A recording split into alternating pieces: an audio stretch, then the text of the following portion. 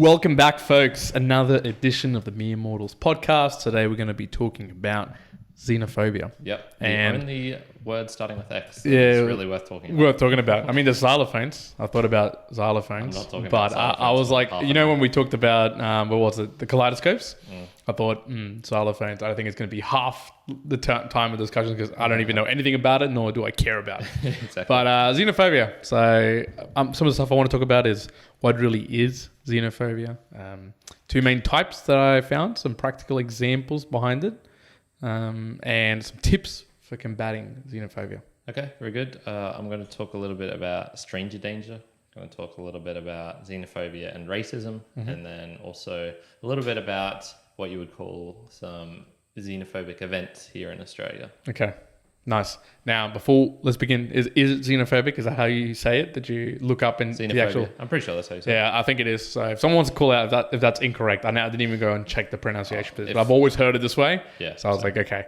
My definition for it, because I think I'd heard it, the term being used around, but I probably would have termed it in a different way than when I actually looked up the definition. So for me, was xenophobia is the fear or hatred of that which is perceived to be foreign or strange, but in particular, it's sort of that conflict between an in-group and an out-group, that whole in-group. And I didn't really know about that in-group, out-group sort of mentality. I thought, it could be classified as something else, that we might talk about it when it comes to racism or other specific, like specified sort of definitions where you're trying to be maybe oppressive in a particular way. But xenophobia was slightly different as opposed to the fact that it's not descriptively just one thing in particular, like one characteristic. It's just the view of, you're from an outer group rather than the in group. So straight away, that's not accepted sort of deal. Yeah. Very similar thing for me. The only other words I might have added were antipathy or aversion to the strange or the foreign. I found it, like, even though that's the definition, when most people use it, they definitely use it in reference to either strangers or foreigners. So applying it to people outside of it. So it's definitely not talking that much about, my fear of the strange sign outside or that weird spider that I saw the other day. No, it's well, I wouldn't. And I don't think I would use the word xenophobic for that at all. Yeah, exactly. It's definitely applied to countries and people. And here's just a little fun fact for you. It was first used in the late 1800s, so it's actually quite... That's recent. Yeah, it's a relatively new word. Although I'm assuming the concept itself goes back a long way. The concept might have been called, you're a xenophobe if it's, between the in-group and the out-group, when you have a fear of just this foreign person or this foreign people. I'm sure that concept or mindset would have always been around, just not termed as that. They might have called it, called those sort the of people foreigner, the alien, a Philistine, like if you're too afraid of stuff. And it was actually coined along with some other words like xenomania. So that's the inordinate attachment to strange or foreign things, and xenophile, which is just a normal attraction to. So it's like a like. And you're hearing all these words that I sort of learnt first in chemistry, where it was, if it ends with phile, that means like attraction to, and if it's a phobia, it's repulsed by or moves away from it. So that's kind of, I was going to say, that's kind of how I ended up using a little bit of that when I started looking at xenophobia, or just what does that actually mean? It was that whole, you're repulsing, or you have the fear or hostility towards just another group, and in particular that it's a group that isn't your own. In essence. Yeah, well, when I was looking it up, it was kind of hard to tell the context of the first actual use of it, because there is like the first sort of citation of it. It's hard to tell exactly what they're talking about, but I think when it was first being created, it was being created for the use of labeling a person and saying this is a person who is really fearful of other people, essentially. Right. Yeah.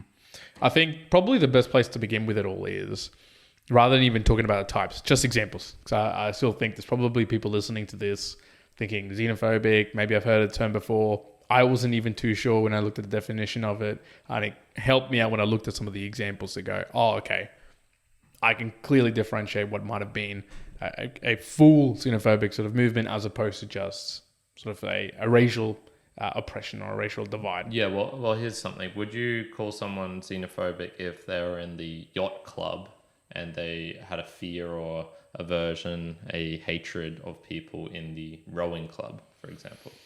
See, I wouldn't use that. I wouldn't use that. The way I hear it all the time is really only reference to people from other countries or people of a different race. So even though, yes, it does have that in-group, out-group component, like you're talking about the definition, I found it really only applies to those sort of two categories. Those spaces. Yeah, I mean, the word itself, I don't think I've ever heard it being used in real life. I've never heard anybody ever utter those words. Okay. Like, I know the word itself, maybe reading it and seeing it in a couple of places, but that like a human that I've ever encountered has said, oh, that person's a xenophobe. Never, like absolutely never. So I was like, okay, that's interesting. Heard someone calling someone else it, but I've definitely heard it in terms of being said somewhere. But yeah, I don't know. The stuff I was finding was, and that's what I was trying to say between say race and being called a xenophobe. So if you're someone who's racist, you're differentiating on a specific characteristic. But the definition of being a xenophobe is that you're not basing on a characteristic, but it's the whole basis that you're just not in the group. So it wouldn't actually matter about any characteristic. It's just the definition that you're not within the group that you've determined is your little boundary. That's it. That's what the term is, that you have hatred and fear and you want to push them away. That's a definition of xenophobic. You're essentially not wanting to let people into your in-group no matter what the characterization of them is. So I think that's what was the little difference between calling them that and say racist or something else that you want to characterize. But still, when I actually looked at the examples, I thought, you could kind of play it both ways, because some of the things I was finding where, they were saying this is definite views of, xenophobic activity. So World War II, so the Holocaust that happened. Then there was the Cambodian genocide. There's the Rwandan genocide. So a lot of genocides that happen. A lot of examples where you look this up, it's like, okay, well, that's an example of being a xenophobe, because there's a clear in-group and they essentially just shun everyone else to be in the out-group. But I could see the opposite side of the story and being like, well, sure, but they were specifically characterizing based on a couple of things that deviated from what they wanted. So you could say that is. So it's to me, it ended up being a word that I just would never be comfortable using, because it doesn't define it enough. It's not clear enough to me to be used so clearly as to, like, I prefer to use something more along the lines of specifically characterizing it, as opposed to how broad this particular word is. Yeah. Or the concept of it. Yeah, I didn't even look at I saw the in-group, out-group mentioned, but I didn't find it useful at all, because, yeah, like you're saying, you can usually pin it down to something else. So most of those were due to racial things. So it's probably easier just to call it racist rather than calling xenophobic. It xenophobic. And it's sort of, I don't know, I would almost interchange between the two myself. Like I wouldn't really bother trying to differentiate what. Yeah, like in a day-to-day me immortal world, I wouldn't be explicitly trying to say, oh, this person's, like, if someone said like, oh, he's being racist, being like, no, they're actually being xenophobic. It's such splitting hairs at that point to me. I'm thinking, no, this is not. It's still, you're getting the intent through. This is what I'm trying to say. One example of this though, so that I thought, okay, maybe this is one location where maybe xenophobic sort of mindset could come about, which is, I don't know how much you've heard about this, but I've seen it on the news. You heard it from Trump a couple of months ago, where there was maybe a feeling towards Asian individuals, in Southeast Asia, because of COVID. So thinking, oh, they're like the out group and we're the in group of the people who got affected by COVID. Okay. So there was actually a lot of commentary on this, and I got to, I don't know, 15 minutes worth of it, and I was like, okay, I'm going to stop researching, because there's enough people out there that are talking about this. And just like the whole mentality of, oh, it's them, they did this, they went ahead and either created it or, manufactured it or, ate it bad and this is what happened. Whatever the case may be, there was this clear connection of like, oh, they're the out group and we're the in group who are trying to remain, without this virus, or essentially just being the rest of the world. Now, that's what they called as being, okay, there's some xenophobic tendencies there of having hostility. And I almost thought that, because you couldn't call that sort of racial differentiation, because you're not particularly saying it by race. They are trying to do it by grouping. But I still have trouble calling it a xenophobic movement. I almost think it's just a differentiation of ideation of just what you think is the difference between like where it's coming from and it isn't. Yeah, just thought all of those, I still wasn't conclusively like able to be like, okay, yes, I would call them xenophobic. I'd go, like that was the closest example, but it didn't get me to the point of saying like, oh yeah, definitely that's what I would call someone. Yeah. I guess similar thing. I mean, that's just pointing the blame as well. As in, you want to point the blame, and then I sort of get it as well. You know, no matter how it got created, this sort of COVID stuff, whether it was from an outbreak from a factory or from mixing with animals and shit. Like, I honestly don't care. Yep. You'd still probably want to be. I hope someone after all this is going like, "Hey, China, what are you doing about your live markets and that sort of shit?" Yeah. Because we've had, you know, the SARS, we've had MERS, we've had this, you know, What's all next? in a relatively short strain. You know, we haven't had that much coming out from the US or Canada. So please fix your shit up, whatever it is. Yeah. No, definitely. but that whole mentality, even if you've got like this massive aversion to the Asian community being like, oh, yep, if you're Asian, I'm pretty much putting you in the ag group. I still struggle to say that this person's being xenophobic, because I think the other side of the equation is no one really is super clear on what your in-group is. You can't just meld and be flexible depending on the group that you are. Like, is someone really out there so dependently in one in-group that they can clearly define those boundaries to make it an out-group and an in-group? I just think maybe that was the case a long time ago. I couldn't see that being the case today, to be that you know, inflexible that you're always in that. And I found that, so again, with the main types. So there was, so there's some other stuff I was finding, which again, I was like, okay, well, that almost goes against what I'm even thinking about what the word of xenophobe is, which was, they said, okay, well, these are two main types. There's cultural xenophobia, and then there's immigrant xenophobia. So I get the immigrant portion, but the cultural one, I was almost like, well, you just were talking about the fact that xenophobia is not specifically characterizing something, but then you say, oh, well, this is just a category within xenophobia, like almost it's like encapsulating anything. And I thought, is it then, like, is it just here then that we're creating like a grouping for the sake of creating a grouping of like the opposites, or do you even need that at all? It almost becomes like, the more and more I thought about it, it's like, you're saying, go create in the 1800s. I hope it ends in this century. It would never use this word again. Yeah, okay. All right, let's try and get away from the word a little bit in essence and talk about, I guess, what it's trying to get at with some of the meaning and stuff. So I was going to say, like, not all of it requires fixing, which is the fact of having a fear or hatred of something strange or foreign. And this is getting, I guess, a little bit into morals and ethics. So, for example, I'm not a fan of bullfighting. So looking at you, Spain. I'm not a fan of cockfighting. Looking at you, you know, Latin America in general. I'm also not a fan of horse racing. So looking at you, Australia and other Western countries. So, you know, does that mean I'm xenophobic because of this? Well, I guess, yes, but who cares? You know, I'm sure everyone hates something or has an aversion or would prefer not having certain things in their lives compared to other things. So, yeah, in terms of like not all tendencies to be, you know, opposed to some group that you don't belong to. Does it just implicitly mean that it's going to be a negative or it's bad? Like you can have those feelings and it'd be okay. Once again, I'm not even like the grouping stuff when you're saying it. It's like I don't. Yeah, it doesn't make sense to me. You looking at it in those terms. So. Yeah, I'd say anything that differs to your viewpoint then. Yeah, that's better. So you talked a little bit about immigration. So I don't think we've ever really talked about that on here. So it might be worth opening that box.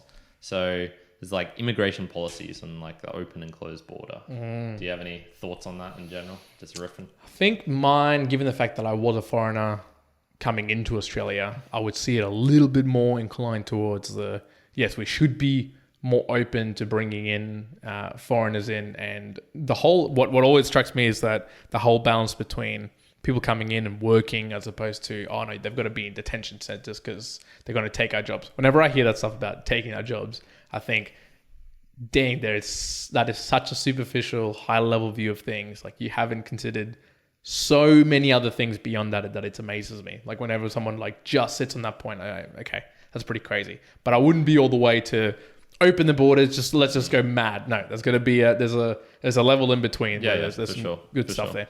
Yeah, so I 100% sort of agree with that as well. Like I like having it in. I like having just random people around here. I think in general, I don't know. I'm only going to speak about Brisbane because that's all I really know. In general, I think we've got a good mix of people here. I'd actually say we probably need more Europeans because I can't find any Germans to practice. Need more with. Germans, yeah. We're being racist against the xenophobic against the we are over here, which is kind of it's interesting. So I don't think that's true, by the way. I think that's just so far away. Like, fuck, why would people come here? Yeah, that's true. Yeah. So, no, I think it needs to be selective. Just depends on like what and how much. Like you were saying, the jobs thing. Yeah, I find that really, it's an important consideration. But if that's your main concern, the immigrants stealing your job, I would say, however long you've spent thinking about that, if you just applied that to getting some sort of degree or upskilling, you've solved that problem for you. So, what's the deal? So, yeah, I think it should be a mix of, I guess, cold-blooded and then generous. So you'd sort of want to be cold-blooded in some ways and then generous in others. So obviously you talked about the usefulness. So I think in Australia, when I was looking at our visa program, when I was looking at getting my ex Andrea over here and just seeing like, okay, if we had a like sort of long-term future, what would be required? Yep. It was strict, man. It was very, very strict. Very strict. From Colombia, quite, but also just in general. I think even other people from maybe not New Zealand, but from other Western countries, it's hard. They would still struggle. I think Europeans would still have to jump through a lot of hoops to get here.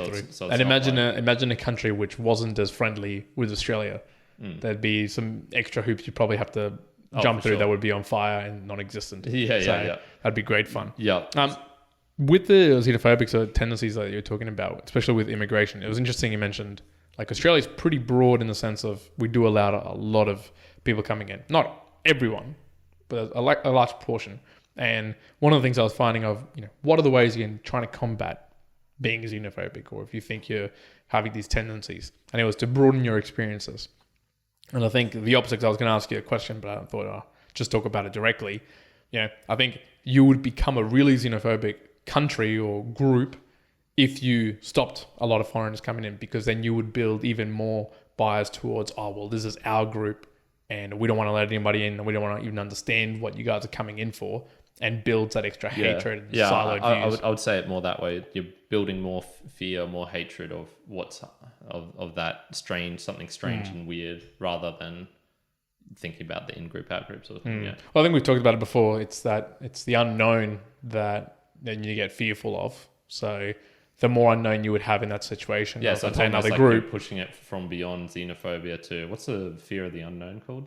I'm sure there's a word for it. Something. I can't remember it.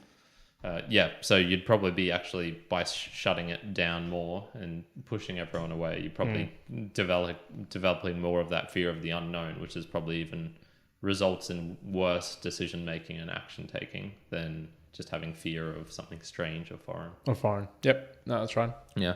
I want to talk a little bit about I suppose one of the biggest ones we've had here in recent memory, which was the 2005 Cronulla race riots. Do you remember this much? I do recall them on the news. Yeah, we were only 13 years old. I recall them on the news. Yeah. So, I was looking over it and I just went, wow, this was pretty tame overall. So, I remember at the time it sounded like it was massive. Of course. But how many people died? I would have guessed a couple of hundred. Yeah, there was 26 injuries.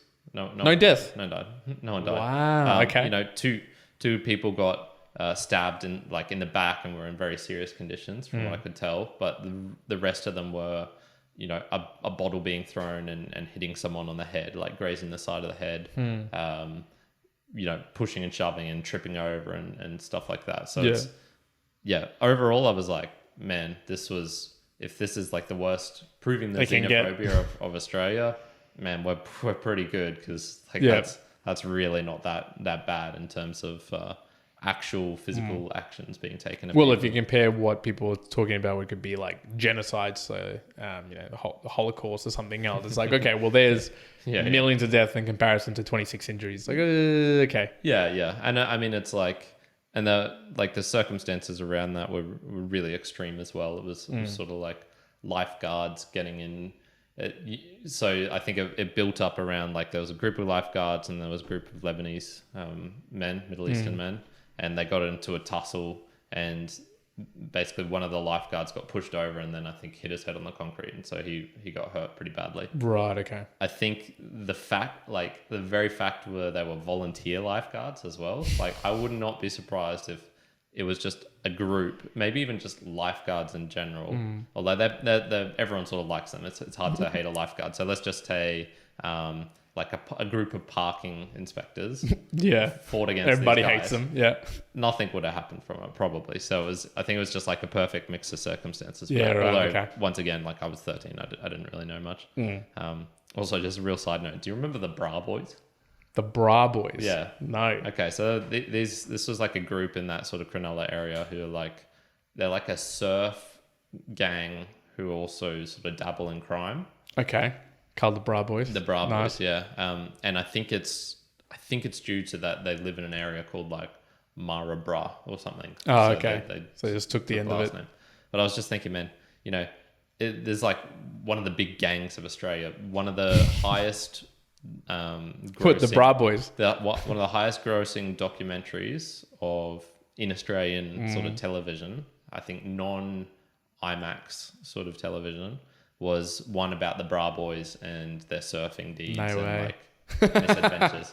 I was just thinking, like, just the name alone, the Bra Boys, we're not going to be scaring people like, I don't know, with the Bra Boys. You don't want to mess with the Bra Boys. And, like literal people who have like the Reds, Mexico, the Bloods. Killers and they're like the people whose names are real violent. So I just found that really funny. It was like, I mean, not taking away from those riots in any case, like, it'd obviously be ideal if that had never happened. But as far as things go, as far as the extremes of maybe the xenophobic tendencies go, it's not too far down the garden path. I think Australia's doing okay in terms of where it plays itself in a world scale.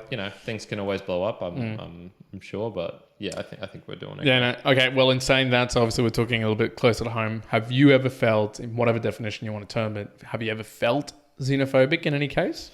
Like me feeling like have you towards ever felt other people? Yeah, or like you ever feel like in that sort of sense, or like, ooh, this is like a foreigner, or he's different. Like, ooh, no, I don't want him to interact with us or me to interact with him. Maybe there was a point where I was interacting with like a lot of Indian people, and in particular, I was living in a house with this couple of Indians for it was like a big share house, and man, they were just the most rude, disgusting, disrespectful people, and I sort of had for a while just like every interaction I had with Indians, and I'm talking like mainland, like coming from over mainland India, so they've got a very thick accent and whatnot.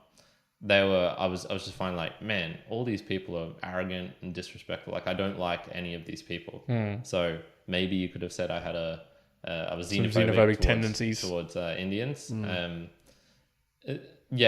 this is where it's like, I'm not sure the in-group, out-group comparison is real useful then, because I'm not disliking them from me in a particular group, and maybe this is where it's not actually xenophobia. Well, that's what I was going to say. I was going to go, so even in that example, because I was thinking of something that was very similar. It's like, well, that's not really being xenophobic, because if you want to go by definition, it's something very, very clear-cut with in-group, out-group differences and that. So I'd say you had an aversion to those type of individuals and humans, but it's not like what you were saying is like, you're not in my group, like no matter, because the definition there of what would be a xenophobic tendency, it's not even the fact that they're annoying or anything. They could just be a normal human being, but you go, you're not in my group.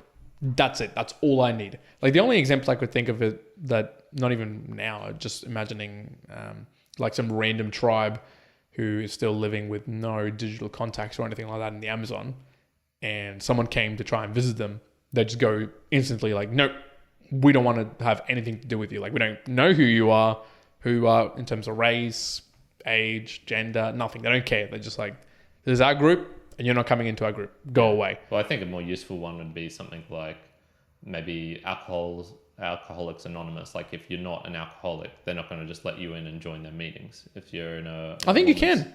Okay, I don't I think you can. Yeah. Like, let's just say take a women's only group for like domestic abuse survivors. They're probably not going to be that keen for me to like just come in and sit in on the meeting. So yeah, once again, like I suppose getting down to it, the word is bloody. I hate the word. This is the summary of the freaking word. So because I was going to say as well, like if anybody's listening, I reckon nobody who is listening to this can say clearly and definitively, oh yes, I know someone who is xenophobic or anything. No, you can't. And this is why I use it regularly, this word, and why I find it super useful to use. I think it's definitely more useful to pin it down to something else like sexism or racism or correct. Like that to me seems more at least more specified and more thought through than just saying you're a xenophobe. I'm calling it right now. This is the word of like for you it's pivot. If someone uses xenophobe on me or like talking to me, I'm gonna be like, that's it. I'm disregarding all your conversation you just said now. Nice. It's off. It's off the table. I'm glad you found your word. That's nice. It's my word now. I mean, the only other stuff that I want to talk about was what I found around combating xenophobia. So this could be obviously be broadened out to... So I'm sick of xenophobia. Yeah. I'm going to broaden it out to, if you're talking about sexism, racism, any ism. Yeah. And if you want to call it xenophobic, cool, whatever. But it was broaden your experience. So pretty self-explanatory, but trying to understand the other group or the other party or whatever it may be that you might have an aversion to perhaps see it from their point of view, or you're just missing something. So being a little bit more open-minded. So if it might be that you're really sexist towards other, individuals separate to your sex, or maybe to your own sex, I don't even know. But you go, okay, maybe I need to broaden my experience and actually be in a group where people are discussing this to see what I'm missing, to at least be open-minded. Although in saying that, this is not a very, it's a way to combat xenophobia, but I dare say that if you're a xenophobic, you're not going to be very open-minded to go and do that. So it's an idea, but it's going to be really hard to put a play unless maybe like a third party helps you out. Another one though was just fighting the fear of the unknown, and we've talked about this in the past. So if you ain't willing to expand your mindset around that, maybe it's just a personal idea of, okay, well maybe I've just got a fear of the unknown, and you've got to tackle that as opposed to tackling the direct reason as to why you might not like a group or think that they're outside of your group. And the last one was just paying attention to when you think you're being xenophobic and thinking about three things. Even as I spoke through all those though, if you're truly a xenophobe, and maybe there's 23 people out there in the world who are xenophobes, I don't think I can help you even with any of those. Like I'd have to be at that exact place and time that you're being xenophobic, be like, you called that an out group and you're in group, there it is, you're xenophobe, stop doing that. I don't know how else to really call it out and say that.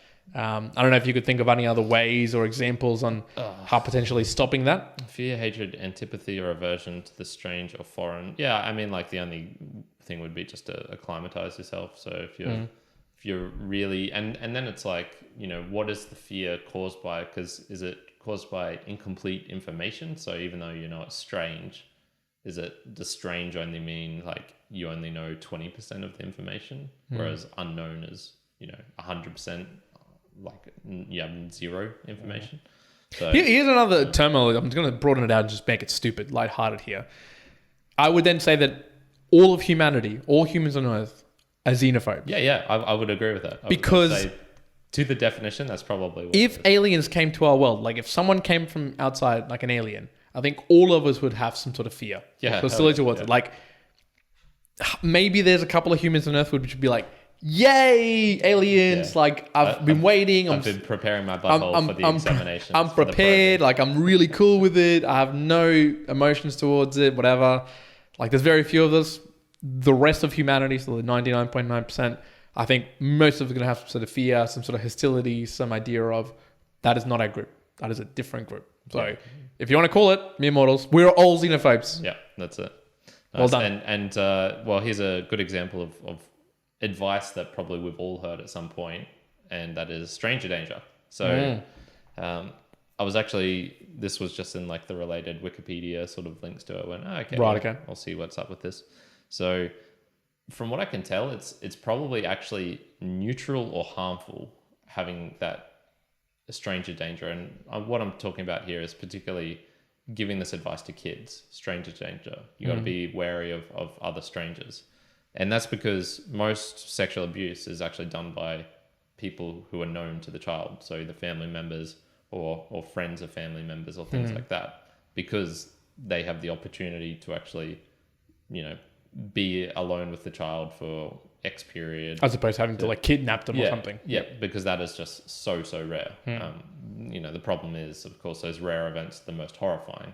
And the most publicized. And so you think that's always happening. Yeah, so the little Susie gets kidnapped from school, goes missing. Daniel Morecambe, for example, things like that, which are just big everywhere. So yeah, it was actually probably neutral or harmful. And so I think it was saying most programs now don't really emphasize it. If there's a government program, they're not going to be emphasizing stranger danger. And how it could be harmful is because the kid could actually be in a home where they're being abused, but they've been told don't talk to strangers. So no one's ever going to know good point. that they're actually getting abused. That's too stuck in the in group and not trusting the out group. It needs to be more xenophobic kids. Yeah. Another one is, do you remember the Safety House program? You remember being? No, I don't remember this. So this was this is a primary school thing, and it's still going on. I believe it's said in Western Australia, but it was started as it's basically this yellow triangle, and it has like a picture of a smiling house in it. And this used to get posted, these stickers, onto people's mailboxes, and they were basically people who joined the program, had been vetted by the police, had regular checks and stuff, saying, okay, yeah, this person's safe.